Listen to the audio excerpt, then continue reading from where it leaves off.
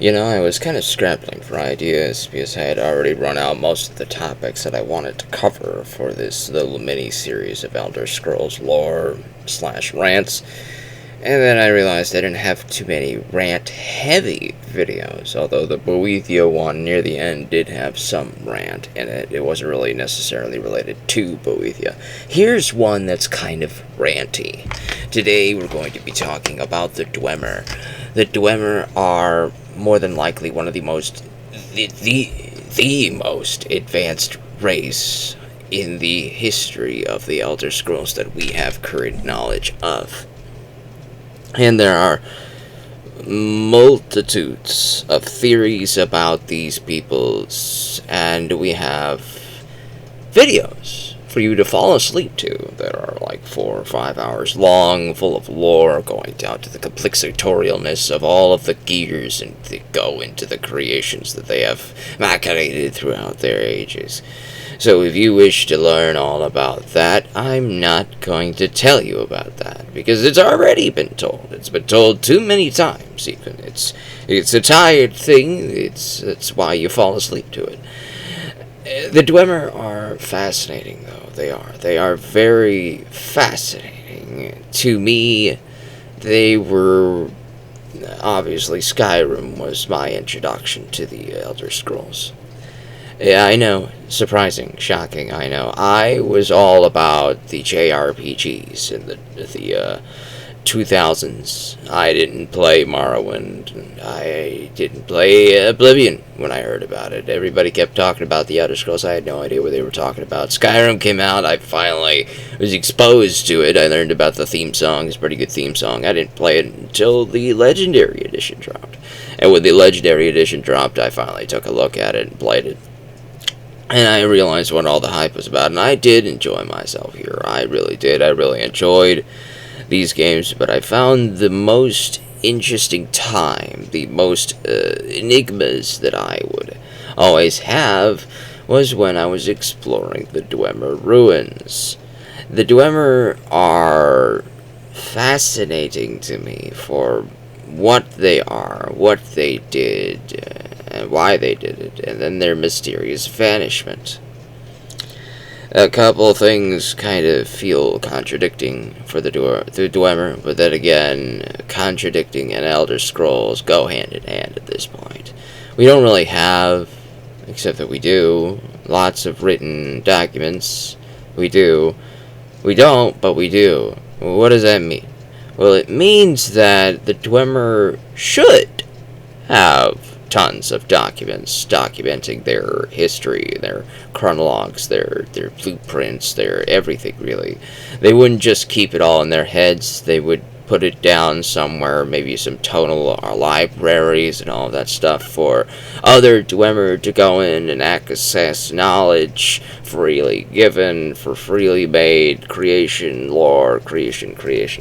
Obviously, they would be secretive to the other races, but then their strongholds at the time were viewed to be impenetrable, so why not have libraries and all sorts of Dwemer this and that and books and all that stuff?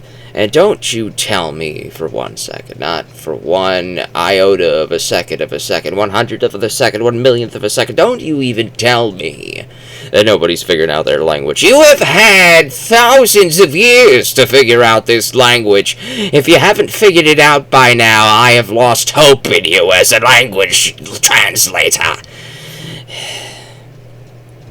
The Dwemer should have tons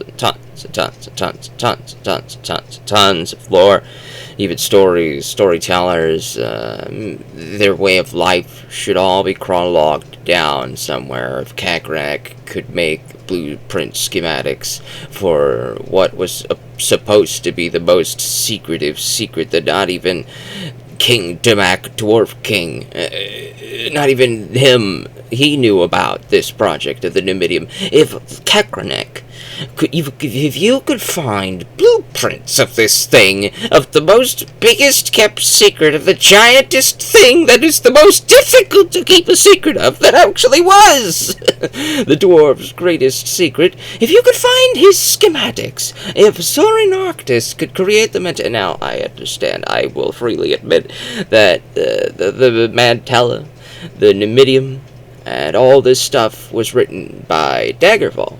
And most of the lore for the Dwemer were created during Redguard and Morrowind, which were subsequent titles that were released after Daggerfall, which were released by a trio of writers and others involved as well that came in after Daggerfall was completed. So they were using stuff that was already there to build it on and build onto it. So the greatest kept secret was already common knowledge because of what Daggerfall said. Oh, it was already there. The big giant guy, the Mantella. But that creates a plot hole problem that you need to retroactively fill and make it make some sense, some sort of sense. You see, Zorin Arctis studied Kakernak's schematics. Zorin Arctis, he's a Breton mage.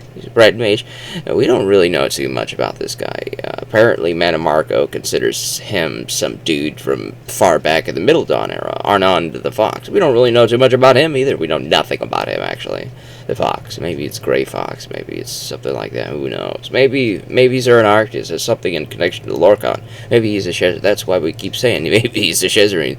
Lorkhan is connected with the Fox. Also, you see the Altamar also connect Oriel with an eagle and a fox. That's a great dichotomy there too. Dragon and a serpent twins. We're not getting into that. Anyway, Zorin Arctis was able to read Kakernak's schematics and create the Mantella within his lifetime. Within his lifetime, he was able to translate Dwemer runes into Cyrodiilic runes. He was able to translate these things and figure out what Lorkhan's heart was actually meant to do with this giant kaiju-sized beast monster, and he was able to figure out what Wolfarth was needed for the Shezarine heart and all that stuff. That's why he manufactured the Mantella. It's not as big as the heart, it's not as big as it, but it's a very magnificent soul gem all the same. Marco even coveted it.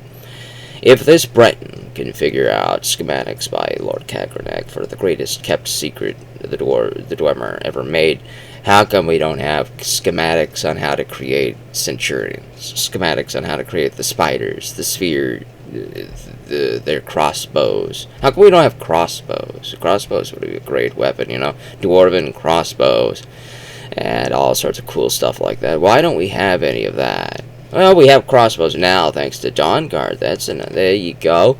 And I think they said that they repurposed it from Dwemer stuff. I think they said they did that.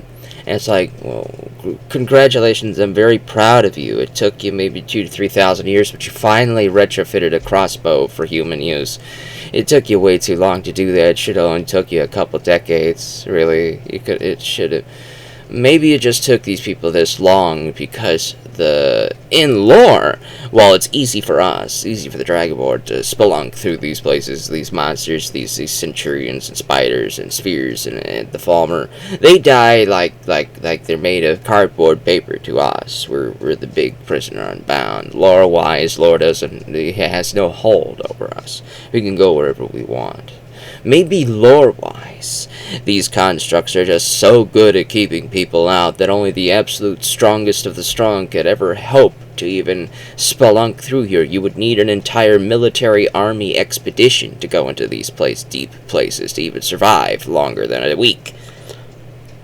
That's why only the super strongest people like Sothasil, a boy Sothasil of the Tribunal, the demigod dude, he had a laboratory made from a Dwemer stronghold. He had a Dwemer stronghold turned into a laboratory. He was using and retrofitting Dwemer constructs for his Clockwork City idea. He was using Dwemer stuff. He was retrofitting them. And I'm like, good job, Sothazil. You're actually doing something productive. You're using this incredible technology to try to make something awesome with it. It's like, how come nobody else is doing that? Why is it you guys have had thousands? I can understand why the Nords don't do it. You see, the Nords are, even though they worship Shor, who is Lorcan, who is the Patamaic essence of change, the Nords are one of the most Anuic peoples I've ever seen. What do I mean by that? I mean they are unchanging. They are the most unchanging culture I have ever seen in the history of cultures. Atmoran culture. The Nordic Atmoran culture, their ways, their history, the way they live, their weapons, and all the technology and stuff that they had back at Atmora. Arguably, they have downgraded from Atmoran high culture. They haven't progressed. Any type of progress as a society, as a culture that they've ever did, it came from the Imperials. Their way of life has been unchanged since the Merethic era. These guys just haven't changed as a people, as a society, as a their technology doesn't exist here. They've even started to downgrade and started to distrust magic, of all things. Maybe that's a writing standpoint to keep this into a medieval setting so that we don't advance too much, but come on. We look at the Dwemer and we say, come on. Send somebody down here. Let's make some airships. Let's make a steampunk empire. I love science fiction. It's one of my favorite genres of all time. And obviously I love fantasies. Lord of the Rings is my favorite trilogy of all time. Maybe not my favorite trilogy of books, but my favorite trilogy of films. It's the best trilogy of all time. Lord of the Rings, it's one of the best. It is the best trilogy of all time. Fantasy and me go hand in hand. It's one of the best settings. Because you can take things that don't exist here, and you can make them exist somewhere else. And with science fiction, you could take things that you could conceive that could exist in this world and make it exist in science fiction so that we can jump ahead. We can flash forward to a society that you wish existed today. It's an amazing use of imagination, and the combination of fantasy, like Lord of the Rings fantasy, and science fiction, like Star Trek, high fiction, fantasy, science fiction, all that, and combine these two settings, you get stuff like the Dwemer. And that's awesome to me. I find this stuff fascinating. It's like they did have a dirigible, the Empire, they did have at least one dirigible and airship that was of Dwemer design, but it crashed.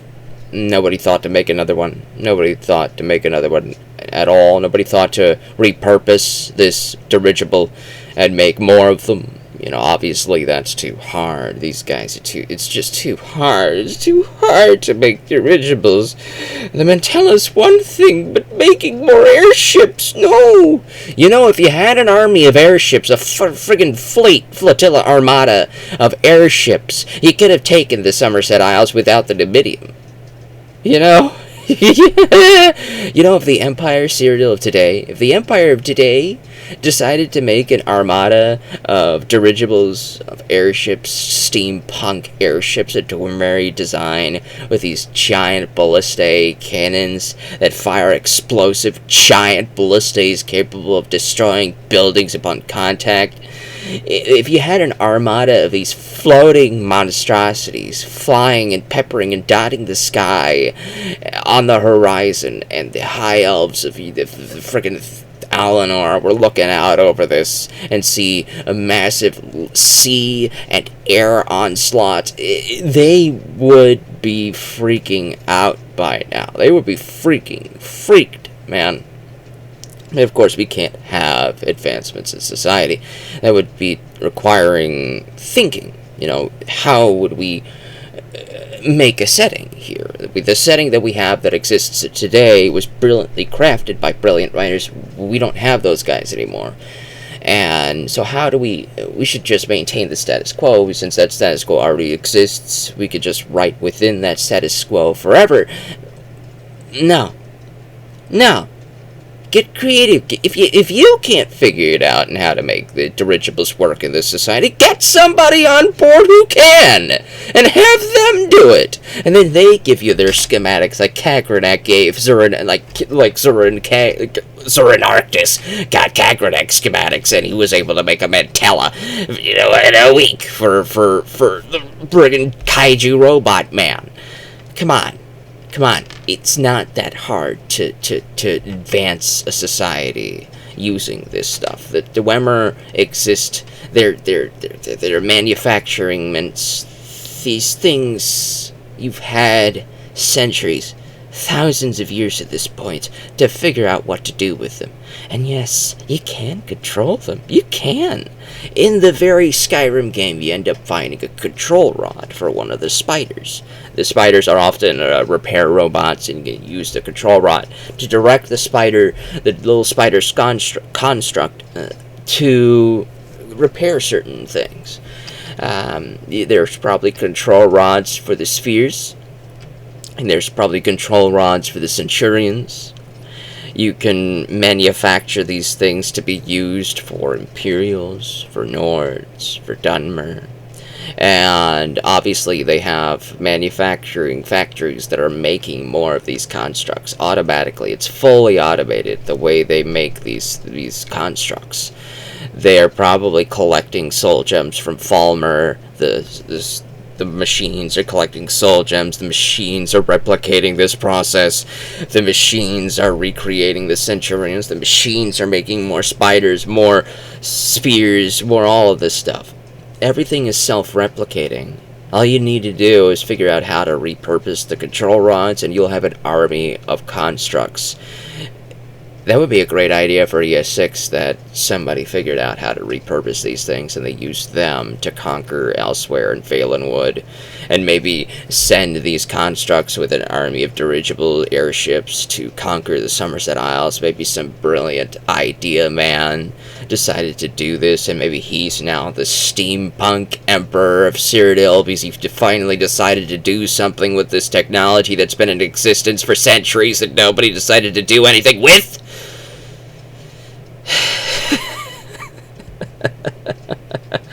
It's not that hard. I could think of all of this stuff in a minute. And I'm not alone in this. Hundreds, thousands of people who have played this game, who've played Morrowind. Anybody who's even taken one single look at the Dwemer could come up with these ideas. We could. It's very chaotic. It is. It's incredibly chaotic. The ideas just exist, but we have to figure out how to make a society exist surrounding this idea. How do you can maintain a society like this? Maybe we have to make this society fall apart. Maybe it has to fall apart, or maybe it could exist in a bubble, in a technological bubble like the Dwemer did. They have to exist in a bubble because the rest of the world are not ready for this stuff. Or maybe we can have a chaotic falling collapse where one society decided to use this, and so the other society, like say if the Imperials decided to use the Dwemer constructs by investigating Nordic things, and Blackreach becomes habitable, they push out all the Falmer and they create a city in Blackreach that the Imperials do, and they decide to repurpose this and make an army of constructs to fight for them for the Second Great War. Maybe the Dwemer decide to follow suit and do that, and they decide to push on the Empire and the Nords, and they want to take control of the Dwemer constructs in Skyrim, because they want to take control of the Ethereum Forge, which they know is in Skyrim. And so maybe there's another war between Skyrim and Morrowind because of that, for the Ethereum Forge, which replicates the Dwemer and their wars against each other for the Ethereum Forge. And they decide to just unanimously agree to stop using constructs because the Magitech weaponry is just too destructive, and that it will cause an apocalypse if it's not used under a unified nation. And obviously everybody has to fight each other, and maybe that's why we don't have constructs anymore. But come up with an idea. Fill in your hole. Fill in the hole of the plot hole with all this stuff. Just saying that the Centurions, all these constructs, protect their lands, it's a good idea, but it just doesn't hold too much water, because Even at a low level, the Dragonborn could go in there and not even use a single shot. Just using a bow and arrow, we could take out all these things. And as a gameplay perspective, that is just for a gameplay perspective. Lore-wise, you gotta make it. You gotta come up with a more concrete answer here. You gotta come up with a better answer here on why nobody has decided to ever repurpose these things to fight their battles with. Maybe the Dwemer and their simulacrums, like the Sermons of Vivek. There's a simulacrum of Vivek's mother that was created, and they put the fetus that was Vivek inside the simulacrum. A simulacrum is like a clone. And then we learned that clone technology, or at least clone magic, exists as in Morrowind when we meet Dive Fear, and we have Fear's clones of his daughters, which are clones of himself. And we theorize that maybe Fear is as old as he is because he's been making clones of himself, younger clones, that he transfers his soul into the younger clone, and that's how he exists all this time. Maybe this clone magic spells or whatever that he's figured out is actually just repurposed from Dwemer technology, for where they make simulacrums and all of that stuff. Maybe we could start figuring out how to make clone armies out of simulacrums made of Dwemer technology. There's so much chaotic stuff you could come up with this stuff. It's just endless. It's just endless theories and ideas that can refresh and make this into a bunch of lore books at the very least. For your time skip, you could come up with a bunch of lore books for this stuff. It's just... I think about this. I think about the Dwemer. I think that we've had hundreds, centuries, thousands of years, and nobody's done anything with all of this technology that's just sitting there. Nobody's done anything with the word walls. They're just sitting in the Nord Barrows. Nobody's done anything about that. You could recreate the tongues with this stuff, man. You could recreate the tongues by reviving the Great Tongue Army, by teaching the voice, in all the word walls that are in all of these barrows made by the ancient Nords. You can go in and do that. Why is Labyrinthine just sitting there? A giant mega structure of ruins just sitting there. Nobody has decided to repopulate that place. There's nobody there. There's no monsters there. At least nothing that a bunch of Nords can't handle. It's like these people just abandon things. Just leave things abandoned and just build something else somewhere else, and then they leave that place to fall to ruin and just build something else. Logically, people would just build on top of an older settlement. If Sanctor is this big capital, and it's an old ancient capital, they just build on top of Sanctor, and Sanctor would continue to be populated. That's what they did with Naples in Italy. Naples is an ancient society, and when the volcano blew it over, they just built on top of it, and they just kept building on top of it. Underneath Naples is Naples, an older Naples. Underneath that is an even older Naples. You can find lava-preserved carcasses of thousands of years old things under Naples. It's fascinating as heck. Why do the Nords and the Imperials and even the Elves, everybody just abandons things, just leaves things to rot? And now, obviously, they make good dungeons for you to explore. That's probably the only reason why they're there. But you can come up with a better idea than that. Labyrinthine should get repopulated. It should become a new city, maybe even a new hold. Maybe they could resurrect the tongues, because the Dragonborn has finally found all the word walls. Maybe he's told somebody about this, or maybe somebody else has followed the Dragonborn's path into all of the barrows and found all the word walls, and the tongues have been resurrected in Nord society. So now it's not just the Greybeards and Ulfric, who was going to be a Greybeard. Now we have it available to everybody to relearn how to shout, and Skyrim becomes even stronger than it ever was before. Back to the first era, ancient times of strength. Maybe we could resurrect, have the Imperials go in and settle in Blackreach. Big investigation.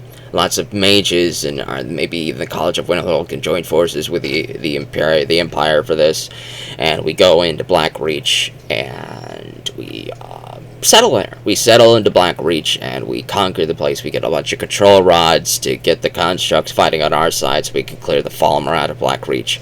And we turn Black Reach into our own settlement. We can start using it to mine precious metals. Maybe there are schematics and other things on how to make dwarven metal for our own purposes and uses, instead of taking a bunch of metal found from Dwemer ruins and then melting it down into dwarven ingots to make for other dwarven metals. We can figure out the perfect recipe to smelt and make our own dwarven metal from raw materials. It's probably somewhere in a drummer ruin, the recipe for this. It's somewhere. You just gotta figure it out. You just gotta write it into existence, put it somewhere, and write somebody going to find it and then giving it to the people. It's all just writing. It's all just writing. It's all about just writing, somebody finding it. It's all there for you. You just have to write somebody finding it.